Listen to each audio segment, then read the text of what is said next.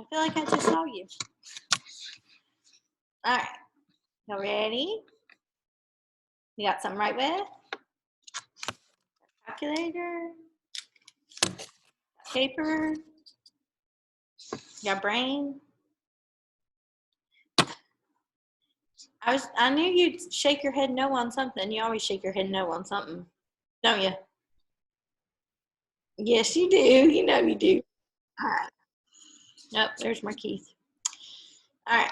So what I'm going to do is, my plan is we're going to go through this stuff and talk about some of the stuff from chapter 11, because that was a big chapter and a lot of you did not do well at all on that test. Okay? And people who normally do better didn't do very well on it. One, it was a big test, so it was a lot longer. And two, it has a lot of stuff that's kind of similar, so I think a lot of you, it was easy to get confused. So we're going to work on going through this. After we're done with tutoring today, I will go to my other computer and get on ProProfs, and I will go back into test 11, and I will open it again for it to be open until tomorrow evening. So that way you'll have like 24 hours, okay, over 24 hours to go back in, and some of you it'll be like third try, fourth try, whatever, but try that test 11 so we can work on that, okay? So we can hopefully get that higher. So after we go over the stuff on the board, then depending on what time we get finished, I'll let you all know, you know, I'll say, okay, it'll take me about 10 minutes to go in and get the test open and everything, and then it'll be open until tomorrow. So you can go back in and work on it, okay? So for chapter 11, it dealt with probability, okay? And we had a lot of different stuff with our probabilities. Now the first thing that we had is that probabilities have two main characteristics. They're usually between 0 and 1, okay? They're usually between 0 and 1. So if it's a fraction, it would be like 1/8, 7/10, 2/3, whatever. If it's decimals, then 0.4, 0.138. Most of the time when we did the decimals, they usually had us round it to 3 decimal places. Okay, but they were between 0 and 1. Another characteristic is that the sum of probabilities for a particular event have to add to equal 1. Sum means total. They have to add to equal 1.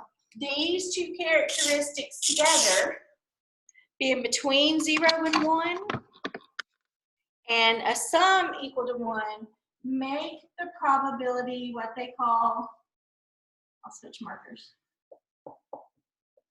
valid.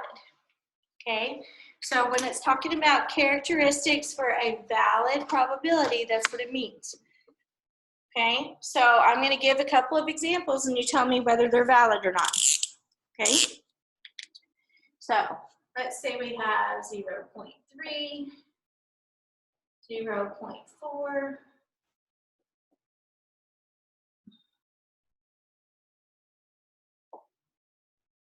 is that set of probabilities going to be valid? 0.3, 0.4, negative 0.1, and 0.5. No. No. Because it's negative. This right here. Because of that, they are not valid. Okay, let's do another one. Okay, I'm going to end up throwing on my marker. So let's say 0.7, 0.2, 0.1, 0.03. What about those? Are those going to be valid? Yes. Okay, Marquise says yes. I'm going to write that comma better because it looks weird. Y'all agree with him? Don't agree with him? What? You don't say anything else? No, I feel like it's not because it's usually supposed to equal 1. Okay. And that equals 1.03. Okay. This is equal to more than 1. Okay. She said when you add them up, the sum is 1.03, which is greater than 1, so it is not valid. Okay? So if it's got a negative in it, it's not valid. If the sum's greater than 1, it's not valid. Okay, last one. Y'all ready for this? 0.5, 0.4.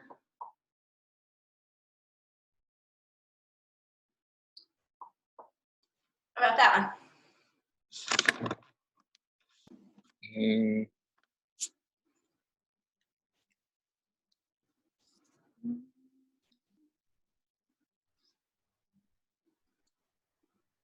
Some of you haven't answered yet. I think it is. 0.5, 0.4, 1.1. This one's more than 1 by itself. So can it be valid? Not valid. Not valid because 1 of them by itself is higher than 1. So you had some problems that were like that on the test. It said which set of probabilities is valid, I think, and it was a multiple choice question. Okay. But to be valid, it has to be between 0 and 1, and the sum of the probabilities equals 1. Now, the next thing we talked about was actually calculating probabilities. And when we were calculating probabilities, the probability of an event happening is the number of the successful outcomes, what you are trying to get, over the number of total outcomes. So I have 1, 2, 3, 4, 5 people in tutoring. Okay? So what's the probability of me picking Markeith? How many Markeiths are there? 1 out of 5. Out of 5. So I have 1 out of 5 chance of picking Markeith. Okay? So that's the probability. Okay? Now, most of the time, though, it wasn't just a simple probability, just one thing. A lot of times we had where it said probability of picking a red or a blue marble out of the bag, or probability of picking a car and a truck out of the parking lot. Okay, we had where they had or we had where they had and. If the problem had the word or, it meant you had to add the probability of the two things together. Okay, this is where it talked about mutually exclusive and not mutually exclusive. Mutually exclusive meant one could happen without the other. Picking a red one has no impact on picking a blue one because they're two totally separate things. Okay, when it's the probability of A and B, okay, then that's when we got into independent and dependent events. Okay, that's when if I pick one out and put it back in before I draw another one, does what I got the first time have any effect on the second? No, ma'am. No, so that's independent when it has replacement. If I pick one of the jelly beans out and eat it, do I have the same number of jelly beans to pick from the next time? No. No, so that's dependent event because I've changed the amount of possible outcomes. So these are your two main things with your probabilities. Okay, so we're going to roll over this way a little bit and we're going to do some probabilities. So this is where it comes in handy if you got one of these. Okay, so we have a lovely situation here where we have a car dealer is completing paperwork for the vehicles that they had sold. Okay, they sold 3 black cars, 2 red trucks, 4 red cars, and 1 blue SUV. Okay, that's what they had sold this week. So he's trying to do his paperwork on it. Okay, so if I want to know the probability that he's doing the paperwork for a black vehicle right now, how many black vehicles are there? 3. 3. So he has 3 chances out of how many vehicles are there total?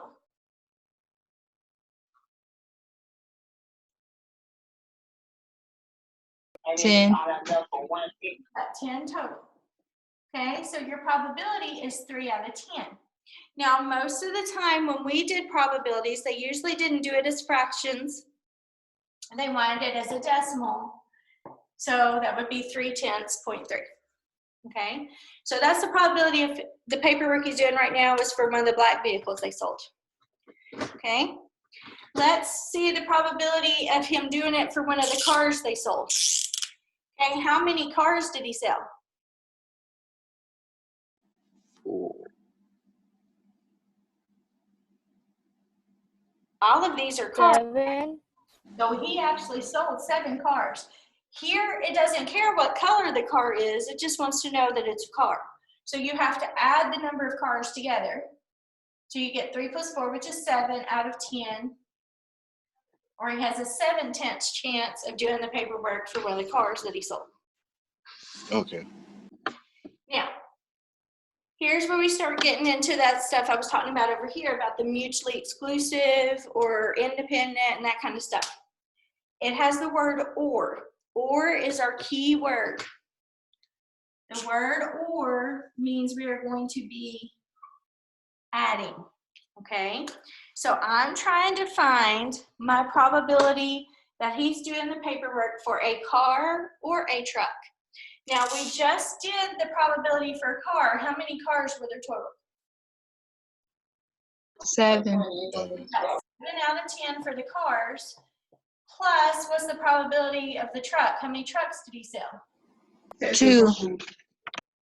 So we add those together, and he has 9/10 of a chance of doing paperwork on a car or truck, because that's almost everything he sold. He only sold one thing that was different. So that would be 0.9. Okay? Now, the next one's different because it says the word and. Okay? When it says the word and, it means we multiply. So what this is saying, and you'll notice over here on the side, I wrote something next to it. I said with replacement. So what I'm saying is he picks the file up off his desk. What's the probability that he picks up a file for one of the black vehicles first, puts it back, and then picks up the file for the blue one? Okay, so he picks up the file for the black one, puts it back, then picks up the file for the blue one. So how many chances does he have of picking a file for a black vehicle? How many black vehicles did he sell? 3. 3. So you got 3 out of 10 for that. How many blue vehicles did he sell? 1. And it's still out of 10 because it said with replacement. Okay? With replacement means it is an independent event. When it says replacement, it's independent event. You have the same number of things to choose from. So now when I go to multiply this, I have 3/10 times 1/10. Remember, we're multiplying on these. So I get 3 out of 100, which is 0.03, 3/100. Okay? Because it had that word and. Now down here, for this one, it has the word or again. Or do we still multiply or do we add?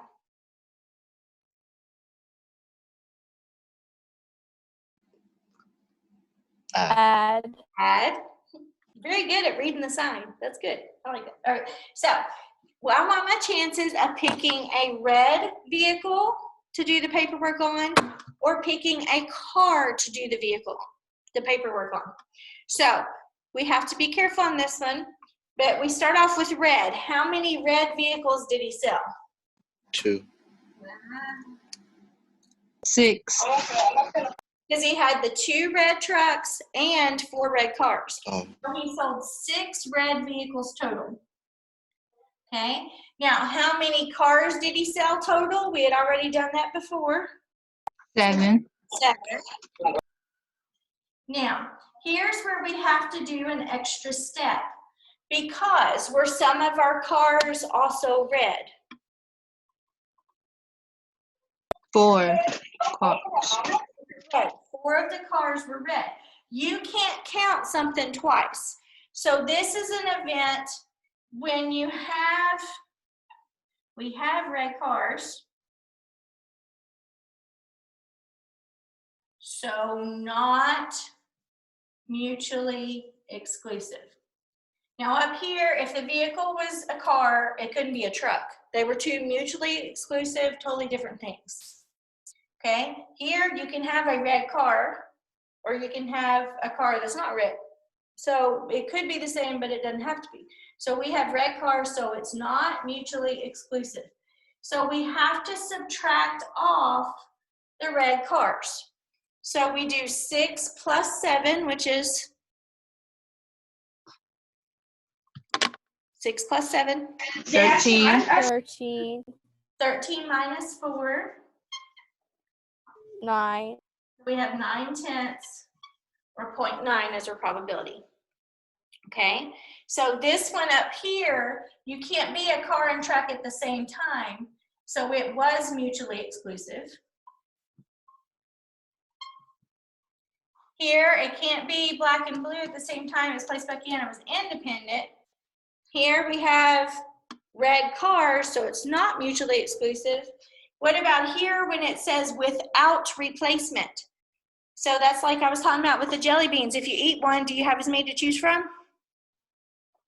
No, you got Yes. jelly No. beans in there. You ate it. We don't want it back. That wouldn't be good. It's gone. Okay? So when it says without replacement, that's what we call dependent events. Okay, when it says without replacement, that is dependent event. You cannot have the same thing because you're not putting it back down. So this is saying he picks up the paperwork for a red vehicle, then he picks up the paperwork for a black vehicle. He's taking both of them with him home to work on. Okay, so he didn't put the first one back on his desk. He still got both of them. So when he picks up the red one, how many red vehicles did he have?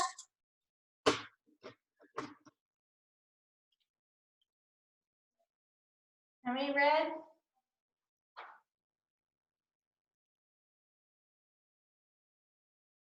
6, 6. So I have 6 out of 10 times. I've picked that red one up. I didn't put it back down. So now I only have 9 files to choose from. And I'm trying to get a black one. How many black vehicles were there? 3, 3. So you had 3 black vehicles. So this is what I have. Now you can either try to simplify first before you multiply, or you can multiply and then reduce. I like to simplify first.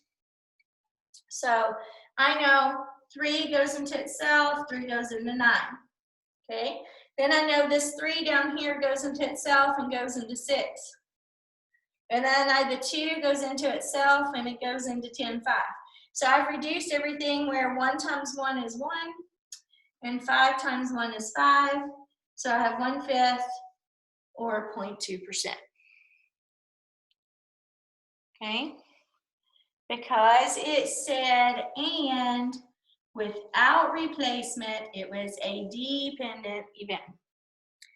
Now, last one of these, and then we'll talk some more about some other probability stuff. Okay? Probability of picking a car and a car. So again, he's taking some of the paperwork home. He wants to go home. He's sorry. So he picks up the first file. It's paperwork from one of the cars he sold. How many cars total did he sell? We had 3 and 4, so he sold 7 cars total. Remember, we did that on the second problem up here. So you have 7 chances out of 10 of him picking up paperwork for a car. Now, since he's already got paperwork for one of the cars, how many cars are left to choose from? There were 7 total, so now there are 6. 6, and instead of having 10 files, there were only 9 left. And then we try to simplify. So what goes into both 6 and 9? 3. That 2 times, 3 goes into 9 3 times. Look for anything else I can cancel. 2 goes into itself once, 2 goes into 10, 5. Multiply straight across. 7 times 1 is 7. 5 times 3 is 15. So 7/15, we're going to divide that because we want it as a decimal. You I get, got 0.46 Yeah. repeating. okay, now remember, we usually kept how many places? 3. 3. So it'd be 0.4, 4. 6. 6. 6. No, you 7. have to round up to 7 because where you kept having 6s, that's greater than 5, it would make the last one go up. Okay, so if it talks about replacement, those are independent. If it has the word and, you do what? Multiply. Multiply. If it talks about without replacement, that's what we call dependent, but they still have the word and, you still Multiply. Multiply. You just need to remember on the dependent that you count down because you have less to choose from. And like I said, I think the ones on your test actually were some problem about jelly beans. That's why I keep saying that when I'm talking about it. Yeah, so you know which ones they go with, okay?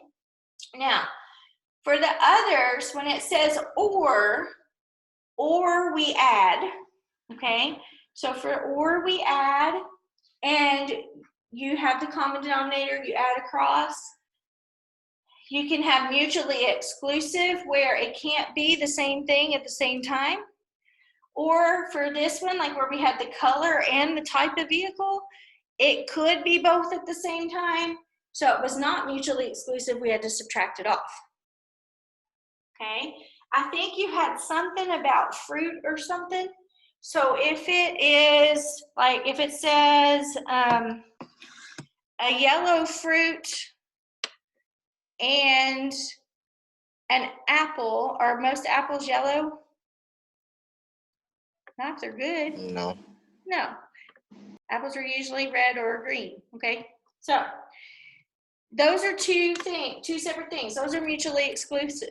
What if I said it was yellow or a banana? Bananas are what? Yellow. Yellow.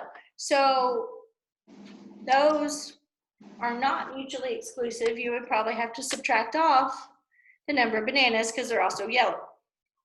Okay. What if I said, let's see, trying to think of different fruits. Okay.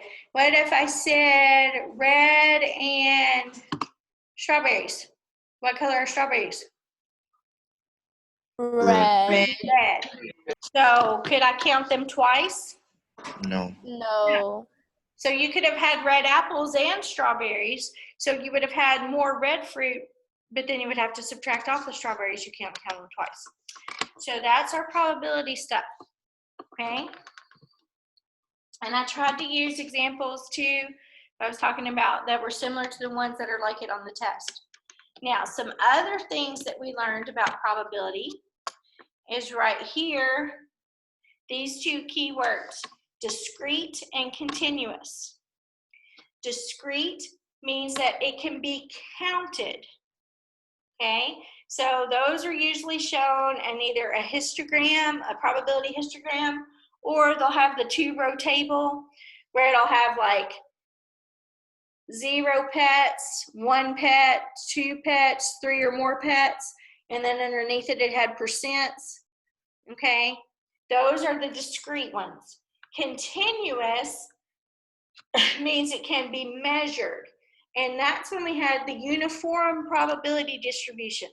Now, when I'm talking about a uniform probability distribution, those were the little ones that look like the little box. You know, like 0, 1, 2, whatever across the bottom. Then you had some fraction over here. And then you'd have to draw your little bars for where it was at. That's what a uniform probability distribution is. Okay, when it's talking about the 2-row table here, like I said, it would have 1, 2, 3 or more, and it would have like percents down here, whatever they were. Okay, now most of the time on these, it gives you percents on the table, but you do not put your percent in your answer. You have to change those percents back to what? I'm sorry, something got my eye, so I'm like. Decimal. Decimal, okay? You have to change those percents back to a decimal. So that's where a lot of people lost points on the test, because they still put the percent straight from the table, and they also didn't read the question closely. Because it would say like how many had 2 or more. So I would have to add the column percent for 2 and the one for the 3 plus together, and then change that answer to a decimal. Or it would say like how many had less than 3. So I would have to add both of these columns together and change that percent to a decimal. So you got to be careful reading what it's asking about. Okay, so that was discrete. Remember, discrete, counted, continuous, measured. Okay, now what is this thing called? What is this called? A frequency chart. Yeah, what kind? Relative. Now, this is a two-way frequency table or distribution, whatever. But this is a two-way because it's comparing the sport and the gender. So it's comparing 2 different types of things. So it's called a two-way frequency table. But it just has numbers, how many were in each category. The one below it, where it has the percents, is the one that you said, which is the what? The relative frequency. That's it, the relative frequency table. Relative frequency table, or distribution, whichever word, okay? Okay, so when it has the regular numbers, it's just the two-way. When it has percents, it's the relative frequency. Now, on these, same thing. When it gives you the percents here, and it's wanting the answers, you change the percents to what? Decimals. Decimals. You change the percents to decimals. So, looking at what I have here, I have boys and girls that are involved in basketball and track, it looks like. Okay, so if I ask how many girls play basketball, you should easily be able to tell me what?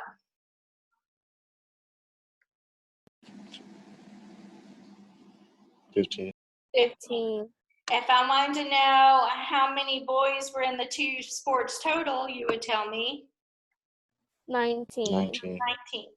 Now, the thing with the two-way frequency table is it has 2 types of frequencies on it. The ones inside, these are called the what? Joint. These are the joint frequencies. The ones that are on the inside are your joint frequencies. The ones that are lining the outside, so the ones that are going this way and this way, and your total columns are your Marginal. marginal. So I think one of the questions was just asking, is it a joint frequency or a marginal frequency? I think you had like 3 questions like that. Nobody should miss those. If it's talking about the number of boys playing track, is that joint or marginal? Not playing track, participating in track. The number of boys in track, would that be a joint frequency or a marginal? Joint. Joint, because it's on the inside. If I said the number of kids playing basketball, Marginal. marginal, because that's the total that are in basketball. If I said the total number of girls on the 2 teams, Marginal. marginal. if I said the number of girls that were on the basketball team? Joint.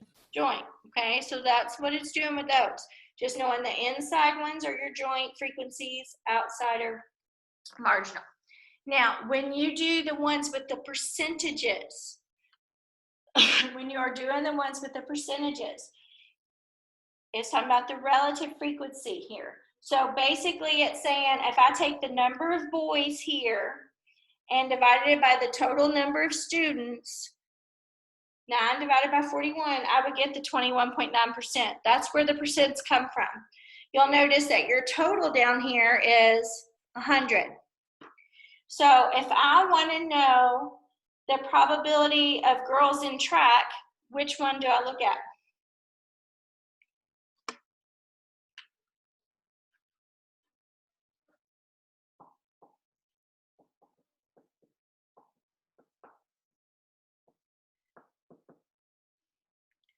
Where would I look for a girl in track? What's it show?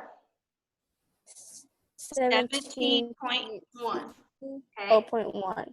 17.1 if you can't read it, but 17.1. Now I told you though, do they want it as a percent? No. No. So I moved my decimal point 2 places. So my probability of picking a girl that is on the track team is 0.171. Okay. What's the probability of a boy of picking one of the boys total? So I have to look at the total number of boys, which I erased. 46. So it was 46.3%. So then I change it back. So my chance of picking a boy out of the group is 0.463. Okay. Some of this stuff starting to sink in a little bit more, maybe? A little bit more. A little bit more? Okay. Hang on just a second. I'm going to go get the test book and see if there's, and go back over to make sure I covered everything I want to. Ooh.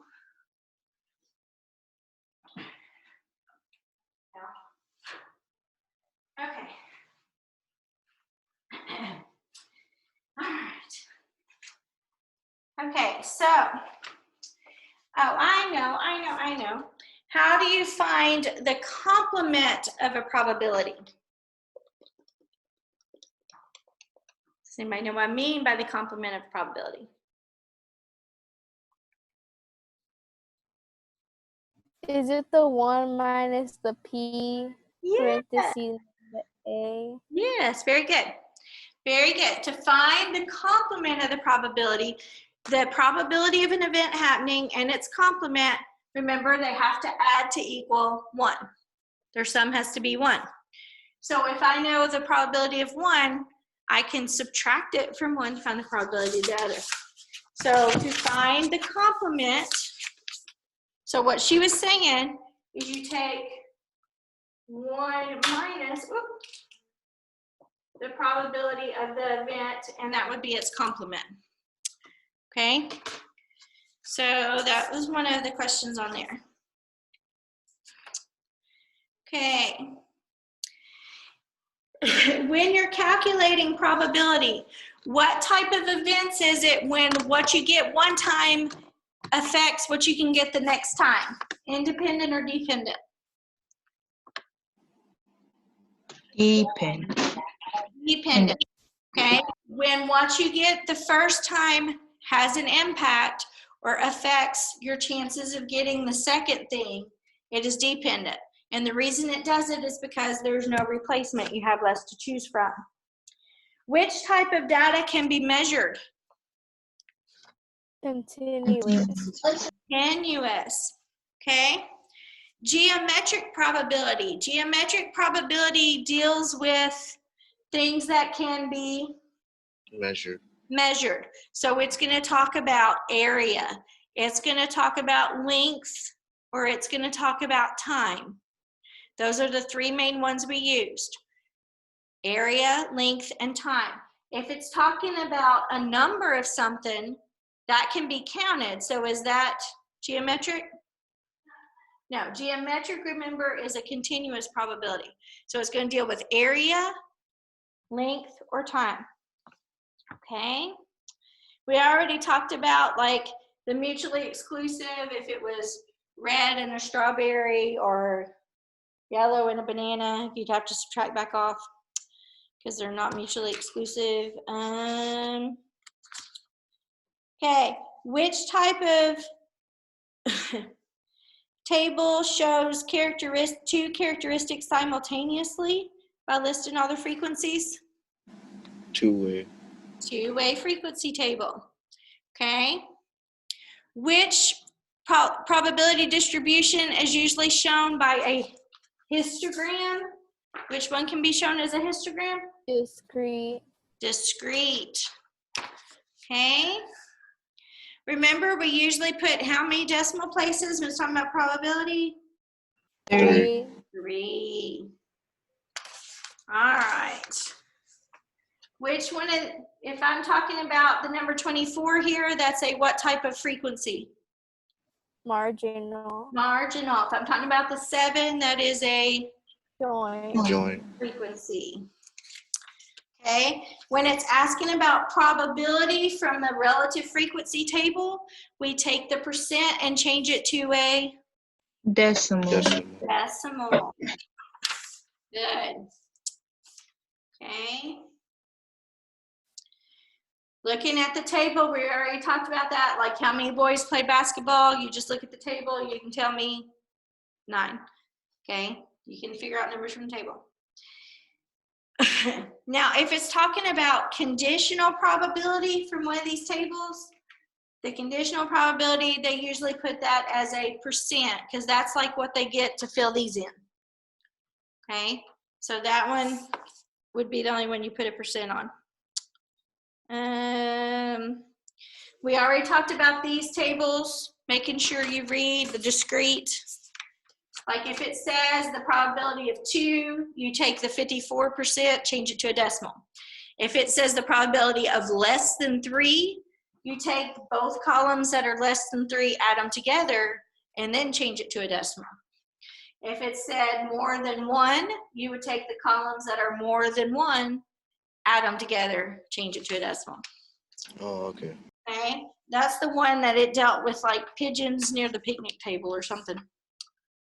All right, and then you had your geometric probability. Geometric probability is still the same as this. The area of the part you're trying to hit over the area of the total target.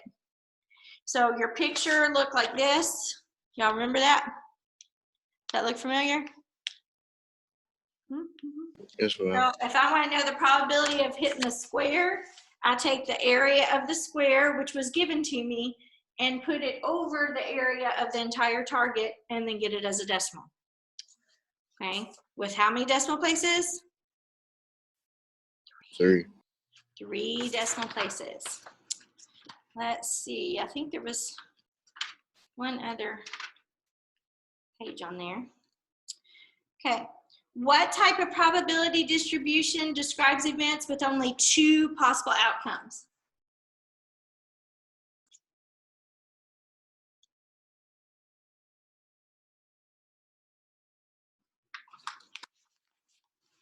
Oh, I heard crickets on that one. 2 outcomes. What's the prefix for 2? Bi. Bi. So it is binomial distribution. Sound familiar? Yes, Binomial ma'am. have 2 outcomes. So that means you can either pass or fail. You can either get heads when you flip the coin or tails. There's 2 possible outcomes, okay? Guilty, innocent, whatever it is, okay? There's only 2 options, all right? Now, we had a big, long formula for this, okay? The big, long formula had like NCX, and then you had the probability of to the X, I think it was, and then this was probability of a failure was like N minus X. Because this is how many successes you had, this is how many failures you had. Okay? But this was like section, it was 11.6, I believe. But the main thing you need to remember, if it talks about two outcomes, it is binomial. Okay? So that covers everything on there. So you think if I reopen it now and you go back in there, we can do better? Yes, ma'am. Now we can. I hope so. Okay.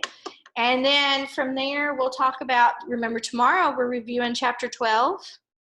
And then you'll have quizzes that'll be open all weekend for chapter 12 over section 12.4 and 12.5.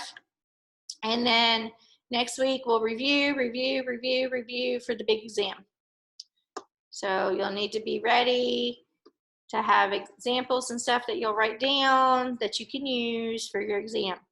Okay? Yes? Yes, Your ma'am. exam covers everything. Whole book. Chapters 1 through 12. Okay?